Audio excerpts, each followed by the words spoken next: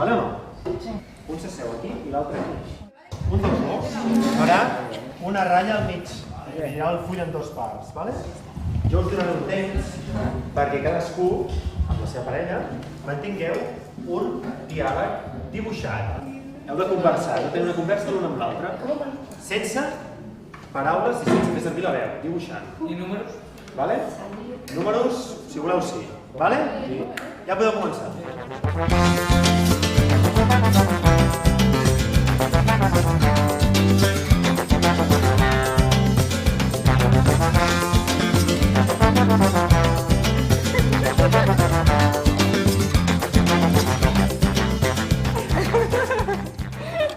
Eran en parejas y tenían que hablar por dibujos. No se podía decir nada. Entonces tenías que sacar un tema y mediante los dibujos pues tenías que hablar de algo.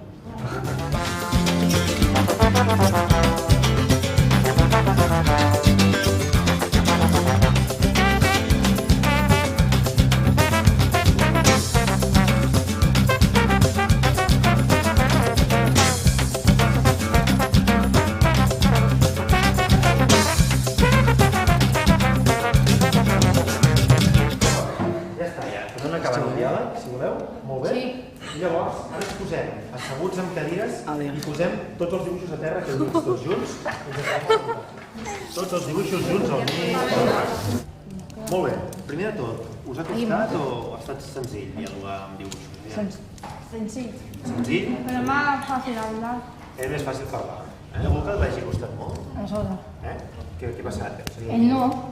Y no sabemos cómo ponerlo, ese de ahí, el rosa y azul. Aquest? Sí. Le digo, voy a comprarme ropa, y me ha dicho, bien. I us heu entès bé? Sí. Vale. Llavors, respecte a això d'aquí, quants heu fet el dibuix encarat a que l'altre pogués veure bé? Jo. Aviam quin és el vostre. Aquest. On esteu asseguts vosaltres? Aquí i aquí? Esteu asseguts? Jo aquí. Tu aquí.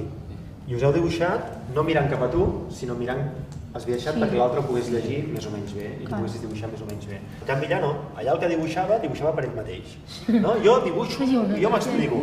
I si l'altre no ho veu bé, això ens passa quan parlem, que volem dir alguna cosa i no l'expliquem bé. Què ens passa de vegades? Sí, muchas.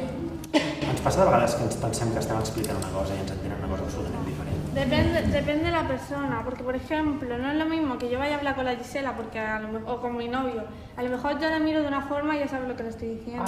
Perquè les mirades també diuen coses, no? Pero si por ejemplo hablo con alguien que no estoy acostumbrada a hablar, me costará más expresarme, porque a lo mejor me pongo nerviosa o algo. Però fixeu-vos que quan hi ha un diàleg, el diàleg justament el que consisteix és a traspassar les fronteres i ficar-te en el lloc de l'altre i l'altre al teu lloc.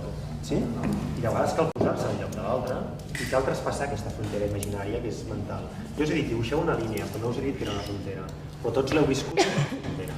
Quan dialoguem ens passa molt. Pues estaba más cerca de nosotros, digamos. La meva raó, la vostra raó. I ens costa molt traspassar aquesta frontera imaginària i posar-nos en la raó de l'altre.